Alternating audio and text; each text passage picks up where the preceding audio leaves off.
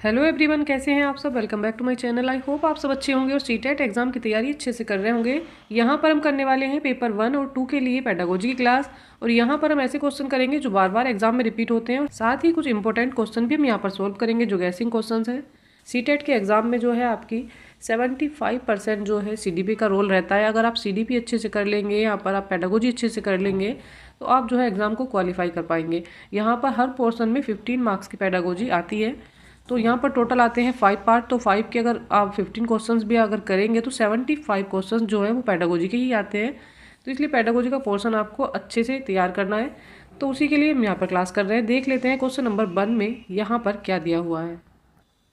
बाल विकास के क्षेत्र में हाल ही के सिद्धांत यह सुझावित करते हैं कि विकास प्रभावित होता है। तो विकास किस तरह से प्रभावित होता है, तो हाल ही के क्या सुझाव यहाँ पर है। ऑप्शन नंबर 1 में दिया है अनुवांशिकता से। विकास जो है अनुवांशिकता से प्रभावित होता है। बच्चे की फैमिली में अगर कोई समस्या चल रही है, कोई बीमारी उसको हो रही है, उसकी फैमिली में चल रही है, तो वो बच्चे को भी इफेक्ट करती है, उसको भी हो सकती है। तो यहाँ पर अनुवांशिकता से ही प्रभावित होता है। सेकंड में दिया है शिक्षा से। अगर बच्चे की शिक्षा ही अच्छे ढंग से नहीं हो रही है, सही ढंग से नहीं हो रही है, उसकी शिक्षा बीच में छूट गई है, तो वो भी उसको प्रभावित करती है। थर्ड में दिया है संस्कृति से। तो बच्चा जिस संस्कृति में रहता है उसका प्रभाव उस पर दिखाई देता है। मान लीजिए कोई इंडियन बच्चा है तो वो हिंदी लैंग्वेज का ज़्यादा प्रयोग करता है, और जो अमेरिकन बच्चा है वो इंग्लिश लैंग्वेज का यूज़ ज़्यादा करता है। तो यहाँ पर संस्कृति का बहुत बड़ा रोल बच्चे के विकास में होता है। ऑप्शन नंबर 4 में दिया है सामाजिक नीतियाँ। तो जो समाज में नीतियाँ चल रही होती हैं वो बच्चे पर इफेक्ट डालती हैं। कभी कोई नियम आ जाता है, कभी कोई नियम आता है, तो बच्चे को सामाजिक नीतियाँ जो हैं प्रभावित करती हैं। यहाँ पर ये चारों जो पॉइंट दिए हुए हैं बच्चे के विकास को प्रभावित करते हैं। देख लेते हैं राइट आंसर क्या हो जाएगा। यहाँ पर right answer option number D हो जाएगा। फर्स्ट, सेकंड, थर्ड और फोर्थ, ये चारों पॉइंट जो है बच्चे के विकास को प्रभावित करते हैं। ऑप्शन नंबर डी यहाँ पर करेक्ट है। देखते हैं क्वेश्चन नंबर 2 में क्या दिया है। क्वेश्चन नंबर 2 में दिया है बच्चों का विकास किस प्रकार से होता है। तो किस प्रकार से बच्चों का विकास होता है। ऑप्शन नंबर ए में दिया है व्यवस्थित रूप से होता है परंतु स्वाभाविक रूप से वैयक्तिक होता है। बच्चों में जो विकास का क्रम है वो सभी में समान होता है। सबसे पहले बच्चे के सर का विकास होता है, फिर धीरे धीरे हाथ पैरों का विकास होता है और पूरी तरह से फिर बच्चा चलना सीख जाता है। परंतु स्वाभाविक रूप से वैयक्तिक होता है। इससे क्या तात्पर्य है, बच्चे में विकास अलग अलग समय पर हो सकता है। बच्चा कोई 2 महीने का बैठना सीखता है, कोई 3 का सीखता है। ऐसे ही कुछ बच्चे जल्दी बोलना सीख जाते हैं, कोई बच्चा 8 महीने का बोलना सीखता है और कुछ 1 साल के भी बोलना सीखते हैं। तो यहाँ पर जो बच्चों में विकास है वो वैयक्तिक रूप से भिन्न भिन्न हो सकता है। ऑप्शन नंबर जो ए है ये करेक्ट है।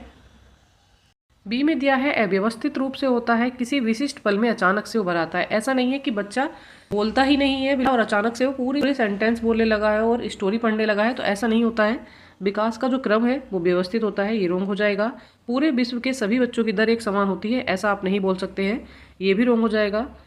केवल विद्यालयीकरण का परिणाम होता है। तो केवल विद्यालय से ही बच्चे का विकास नहीं होता है, बच्चे का विकास उसके माँ के गर्भ से ही प्रारंभ हो जाता है, तो ये रोंग हो जाएगा। यहाँ पर right answer option number A है। चलिए देख लेते हैं क्वेश्चन नंबर 3। क्वेश्चन नंबर 3 में यहाँ पर दिया है छोटे बच्चों में समाजीकरण का रिक्त स्थान प्राथमिक कारक संस्था है। कौन सी प्राथमिक संस्था बच्चों के लिए होती है और द्वितीयक कारक संस्था है। तो यहाँ पर हमें प्राथमिक और द्वितीयक संस्था बतानी है। ऑप्शन नंबर ए में दिया है परिवार और पुस्तकालय। परिवार जो है बच्चे की प्राथमिक संस्था कहलाती है और पुस्तकालय द्वितीयक संस्था के अंतर्गत आएगा। बी में दिया है अभिभावक का कार्यस्थल और आस पड़ोस, ये रोंग हो जाएगा। सी में दिया है संचार का माध्यम परिवार, ये भी रोंग हो जाएगा। और डी में दिया है कानून और धार्मिक संगठन। यहाँ पर बात हो रही है बच्चे के सामाजिकरण जब शुरू होता है तो वो किससे शुरू होता है, सबसे पहले परिवार से होता है। और पुस्तकालय जो है ये द्वितीयक संस्था के रूप में जाना जाएगा। यहाँ पर ऑप्शन नंबर ए करेक्ट हो जाएगा। देख लेते हैं क्वेश्चन नंबर 4। क्वेश्चन नंबर 4 में दिया है जीन पियाजे के संज्ञानात्मक विकास के सिद्धांत के अनुसार अधिकांश बच्चे किस अवस्था में बीते हुए समय, वर्तमान और भविष्य के बारे में स्पष्ट रूप से समझ बना लेते हैं। तो ये कौन सी अवस्था होती है। ऑप्शन नंबर ए में दिया है संवेदी गत्यात्मक। तो ये अवस्था होती है 0 से 2 वर्ष की अवस्था। तो इस अवस्था में बच्चा जो है भविष्य के बारे में समझ नहीं बना सकता। ऑप्शन नंबर जो ए है ये रोंग हो जाएगा। बी में दिया है पूर्व संक्रियात्मक अवस्था। तो संक्रियात्मक अवस्था होती है 2 से 7 वर्ष की अवस्था। यह बाल्यावस्था के अंतर्गत आती है। इसमें बच्चा केवल खेल ही खेल सकता है, छोटी मोटी चीज़ें कर सकता है, पढ़ सकता है, पर उसे भविष्य के बारे में कोई समझ नहीं होती है। तो यहाँ पर ये भी रोंग हो जाएगा। ऑप्शन नंबर सी में दिया है मूर्त संक्रियात्मक अवस्था। ये अवस्था होती है 7 से 11 वर्ष की अवस्था। और 7 अवस्था में जो है बच्चा अच्छी तरह से चीज़ों को समझने लगता है। उसको पता होता है कि वो कल कहाँ गया था और उसको स्कूल जाना है या उसको क्या कार्य करना है, क्लास में कोई पोजीशन लेकर आनी है या अपने मित्रों के साथ कैसे खेलना है। तो बच्चा यहाँ पर भविष्य के बारे में भी समझ बना लेता है। ये अवस्था 7 से 11 वर्ष की होती है। ऑप्शन नंबर जो सी है ये करेक्ट हो जाएगा। डी में दिया है औपचारिक संक्रियात्मक अवस्था, तो ये अवस्था होती है यहाँ पर 13 से 18 वर्ष की। इसमें बच्चा किशोर अवस्था के अंतर्गत आ जाता है। तो यहाँ पर जो राइट आंसर है ऑप्शन नंबर सी हो जाएगा। देख लेते हैं क्वेश्चन नंबर 5। क्वेश्चन नंबर 5 में दिया है जीन पियाजे के सिद्धांत में चिंतन की बुनियादी निर्मितियों को किस रूप में जाना जाता है। तो बुनियादी निर्मितियों को किस रूप में जानते हैं। ऑप्शन नंबर ए में दिया है सहज क्रियाएं, बी में दिया है स्कीमा, ऑप्शन नंबर सी में दिया है संकेत और डी में दिया है अवधारणाएं। यहाँ पर right answer option number B हो जाएगा, स्कीमा। स्कीमा क्या होता है, बच्चे को पहले से किसी वस्तु या चीज़ों के बारे में ज्ञान होता है और बच्चा जो है नए ज्ञान को उससे जोड़ लेता है, एक अपनी धारणा बना लेता है, तो ये कहलाता है स्कीमा। चलिए देख लेते हैं क्वेश्चन नंबर 6। क्वेश्चन नंबर 6 में यहाँ पर दिया है लेव वाइगोत्स्की के सिद्धांत के अनुसार विकास को आकार देता या देते हैं। तो विकास को कौन आकार देता है। ऑप्शन नंबर ए में दिया है सामाजिक आनुवांशिक कारक, बी में दिया है संज्ञानात्मक सांस्कृतिक कारक, ऑप्शन नंबर सी में दिया है भावात्मक और प्राकृतिक कारक और डी में दिया है शारीरिक और संवेग। यहाँ पर right answer option number B हो जाएगा। संज्ञानात्मक और सांस्कृतिक कारक जो होते हैं ये बच्चे के विकास को आकार देते हैं। जब भी वाइगोत्स्की की बात होती है तो आप याद रखेंगे SCL, S से होता है सोशल, C से होता है कल्चर और L से होता है यहाँ पर लैंग्वेज। जब भी इसमें से किसी भी पॉइंट की बात की जाती है तो वहाँ पर आप वाइगोत्स्की को राइट मानेंगे। संस्कृति जो है बच्चे पर काफ़ी प्रभाव डालती है, बच्चे के विकास पर वो अहम रोल प्ले करती है। यहाँ पर ऑप्शन नंबर जो बी है ये करेक्ट हो जाएगा। चलिए देख लेते हैं क्वेश्चन नंबर 7। यहाँ पर दिया है लेव वाइगोत्स्की ने संज्ञानात्मक विकास की प्रक्रिया में किसकी भूमिका पर बल दिया है। तो जब भी बात होती है संज्ञानात्मक विकास की तो लेव वाइगोत्स्की से क्या जाएगा, यहाँ पर लेव वाइगोत्स्की के अकॉर्डिंग यहाँ पर राइट हो जाएगा ऑप्शन नंबर ए भाषा। अभी मैंने आपको ऊपर क्वेश्चन में एक्सप्लेन किया था SCL की अगर कहीं बात हो रही है सोशल कल्चर और लैंग्वेज की अगर बात हो रही है तो वहाँ पर क्या सही होगा, वहाँ पर वाइगोत्स्की सही हो जाएगा। यहाँ पर बात हो रही है संज्ञानात्मक विकास की, तो संज्ञानात्मक विकास की प्रक्रिया में भाषा का अहम रोल होता है। ऑप्शन नंबर जो ए है ये करेक्ट हो जाएगा। चलिए देख लेते हैं क्वेश्चन नंबर 8। क्वेश्चन नंबर 8 में दिया है नैतिक विकास का सिद्धांत लॉरेंस फॉलबर्ग के साथ साथ और किसके द्वारा प्रतिपादित किया गया। तो ये किसके द्वारा प्रतिपादित किया गया है। ऑप्शन नंबर ए में दिया है लेव वाइगोत्स्की, ऑप्शन नंबर बी में दिया है जेरोम ब्रूनर, सी में दिया है जीन पियाजे और डी में दिया है BF स्किनर। यहाँ पर right answer option number C हो जाएगा, जीन पियाजे। जब भी नैतिक विकास के सिद्धांत के बारे में बात की जाती है तो वहाँ पर सबसे पहला नाम लॉरेंस कोलबर्ग का आता है और साथ ही अगर दूसरे नाम के बारे में बात की जाती है तो वहाँ पर जीन पियाजे का नाम आएगा। ऑप्शन नंबर जो सी है ये करेक्ट हो जाएगा। चलिए देख लेते हैं क्वेश्चन नंबर 9। क्वेश्चन नंबर 9 में यहाँ पर दिया है एक अध्यापक को अपनी शिक्षण शास्त्रीय प्रविधियों के बारे में किस प्रकृति का होना चाहिए। तो किस प्रकृति का एक अध्यापक को होना चाहिए। ऑप्शन नंबर ए में दिया है दृढ़, बी में दिया है गैर लचीला, ऑप्शन नंबर सी में दिया है लचीला और सुनमय और डी में दिया है अनजान। यहाँ पर right answer option number C हो जाएगा, लचीला और सुनमय। और जो उसकी शिक्षण शास्त्रीय प्रविधियां हैं वो लचीली होनी चाहिए। ऐसा नहीं है कि वो लगातार अपने कार्य करे जा रहा है और किसी की कोई प्रॉब्लम है, अगर बच्चे को कोई समस्या हो रही है तो उसको सुनने के लिए समय नहीं निकाल पा रहा है। यहाँ पर ऑप्शन नंबर जो सी है ये करेक्ट हो जाएगा। चलिए देख लेते हैं क्वेश्चन नंबर 10। क्वेश्चन नंबर 10 में यहाँ पर दिया है बुद्धि लब्धि IQ परीक्षण की आलोचना प्राय क्यों की जाती है। तो क्यों आलोचना होती है। कौशलों की विस्तृत श्रृंखला को मापने की उनकी जो क्षमता है इसलिए की जाती है। ये यहाँ पर रॉन्ग हो जाएगा। बी में दिया है प्रत्यक्ष रूप से पाश्चात्य संस्कृति के प्रभाव से ग्रसित अवबोधन है। ऑप्शन नंबर जो बी है ये करेक्ट हो जाएगा। ऑप्शन नंबर सी में दिया है बुद्धि पर सामाजिक प्रभाव का, ये भी रॉन्ग हो जाएगा। और डी में दिया है संज्ञान पर भावनाओं के प्रभाव का अतिशय प्राक्कलन है, तो ये रॉन्ग हो जाएगा। Right answer option number B है। जितने भी IQ परीक्षण किए गए हैं और IQ टेस्ट दिए गए हैं तो जो मोस्टली मनोवैज्ञानिक हैं वो कैसे हैं, वो विदेशी हैं, तो उनकी संस्कृति का पाश्चात्य संस्कृति का प्रभाव उस पर देखने के लिए मिलता है। उसके सारे क्वेश्चन जो होते हैं वो उसी लेवल के होते हैं, तो ये पॉइंट जो है यहाँ पर करेक्ट हो जाएगा। चलिए देख लेते हैं क्वेश्चन नंबर 11। क्वेश्चन नंबर 11 में अभिकथन दिया है जब कोई विद्यार्थी किसी दिए गए प्रश्न का हल ढूंढने की प्रक्रिया से जूझ रहा है तो अध्यापक को उसे अपने विचार मौखिक तौर पर अभिव्यक्त करने के लिए प्रोत्साहित करना चाहिए। जब कोई बच्चा किसी दिए गए प्रश्न का हल ढूंढने की प्रक्रिया से जूझ रहा है तो अध्यापक को उसे अपने विचार को मौखिक तौर पर व्यक्त करने के लिए प्रोत्साहित करना चाहिए। कहना चाहिए कि बताइए आपको कहीं प्रॉब्लम आ रही है, कोई समस्या है, तो उसको पाड़ देना चाहिए, उसको स्कैप होल्डिंग देना चाहिए। ये काम यहाँ पर टीचर का होता है, प्रोत्साहित करना है। तो ये पॉइंट जो है पॉजिटिव है। चलिए देख लेते हैं क्या इसका कारण दिया है। यहाँ पर तर्क दिया गया है अधिगम तब अधिक प्रभावशाली होता है जब अध्यापक विद्यार्थियों से सफलता की कम अपेक्षा रखते हैं। तो ये तर्क यहाँ पर इस अभिकथन की व्याख्या नहीं कर रहा है, ये रॉन्ग हो जाएगा। देख लेते हैं राइट आंसर यहाँ पर क्या है। यहाँ पर जो राइट आंसर है वो ऑप्शन नंबर सी हो जाएगा। ए सही है लेकिन आर जो है ये गलत है। ऑप्शन नंबर सी यहाँ पर करेक्ट हो जाएगा। चलिए देख लेते हैं question number next. Question number 12 में यहाँ पर दिया है जेंडर निर्मिति है जबकि लिंग निर्मिति है।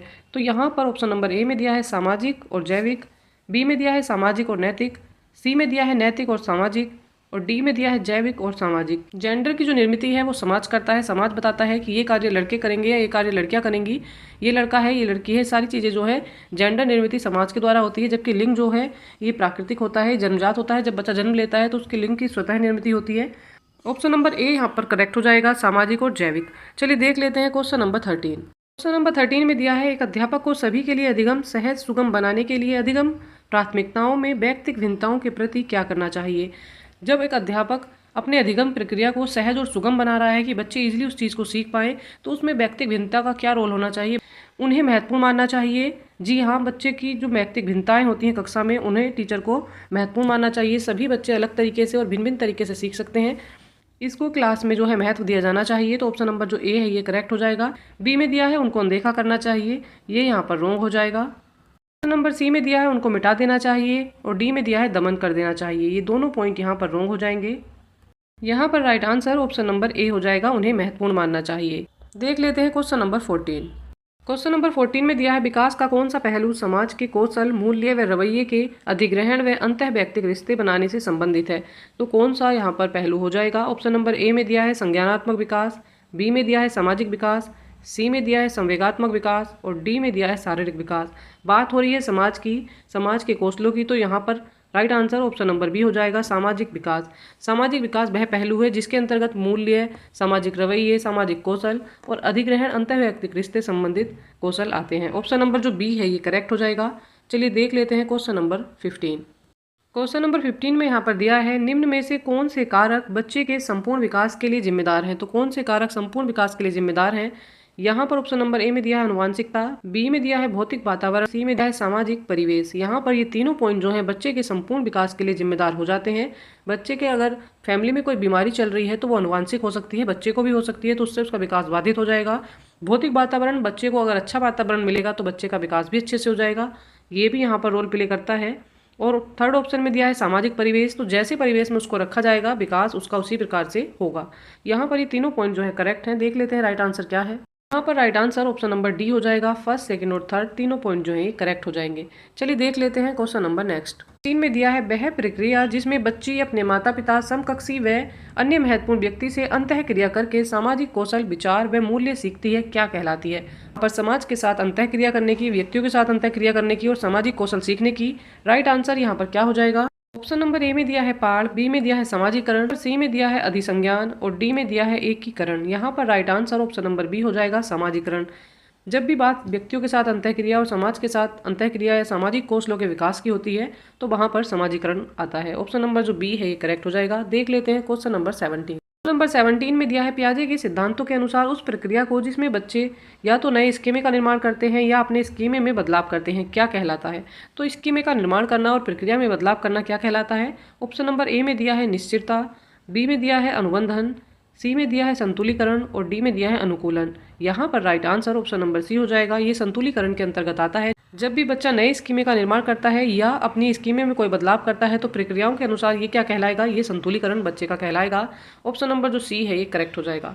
चलिए देख लेते हैं क्वेश्चन नंबर 18। क्वेश्चन नंबर 18 में दिया है कोहलबर्ग के अनुसार बच्चे किस अवस्था में नियमों को निश्चित और निरपेक्ष मान लेते हैं। तो यहाँ पर ऑप्शन नंबर ए में दिया है सजा और आज्ञाकारिता अभिविन्यास, बी में दिया है सामाजिक अनुबंध अभिविन्यास, नंबर सी में दिया है सार्वभौमिक नैतिक सिद्धांत अभिविन्यास और डी में दिया है अच्छा लड़का और अच्छी लड़की अभिविन्यास। यहाँ पर right answer option number A हो जाएगा, सजा और आज्ञाकारिता अभिविन्यास ये कहलाता है बच्चा मानता है इस अवस्था में कि अगर वह नियमों का पालन करेगा तो वह दंड से बच जाएगा, तो इस अवस्था को सजा और आज्ञाकारिता अभिविन्यास कहते हैं। ऑप्शन नंबर ए जो है ये करेक्ट है। चलिए देख लेते हैं क्वेश्चन नंबर 19। 19 में दिया है निम्न में से किसे सामाजिक रचनावादी सैद्धांतिक के रूप में भी जाना जाता है। तो नंबर ए में दिया है बी.एफ. स्किनर, बी में दिया है लॉरेंस कोहलबर्ग, नंबर सी में दिया है जे.पी. गिलफोर्ड और डी में दिया है लेव वाइगोत्स्की। यहाँ पर right answer option number D हो जाएगा। लेव वाइगोत्स्की को सामाजिक रचनावादी सैद्धांतिक के रूप में भी जाना जाता है। ऑप्शन नंबर डी करेक्ट है। देखते हैं क्वेश्चन नंबर 20। 20 में दिया है एक कक्षा में विद्यार्थी समूह में कार्य कर रहे हैं तथा प्रत्यय को समझ रहे हैं। शिक्षिका यह देखती है कि एक समूह के सभी सदस्य आगे नहीं बढ़ पा रहे, वह उन्हें इशारे व संकेत देकर उनकी सहायता करती है तथा पुनः उनके प्रयास पर छोड़ देती है। तो यह क्या कहलाता है। ऑप्शन नंबर ए में दिया है अनुबंधन, बी में दिया है पाठ, सी में दिया है निष्क्रिय अनुकरण, नंबर डी में दिया है रट कर स्मरण। जब भी बच्चे किसी समस्या का समाधान खोज रहे होते हैं और अध्यापक जो है उनके लिए इशारे करता है, संकेत देकर उनको मदद देता है, तो ये पाड़ कहलाता है, स्कैफोल्डिंग कहलाता है। ऑप्शन नंबर जो बी है ये करेक्ट हो जाएगा। इसी के साथ आज की क्लास कंप्लीट हो जाती है। आई होप क्लास आपके लिए हेल्पफुल रहने वाली है। अच्छी तैयारी के लिए हमारे साथ बने रहिएगा।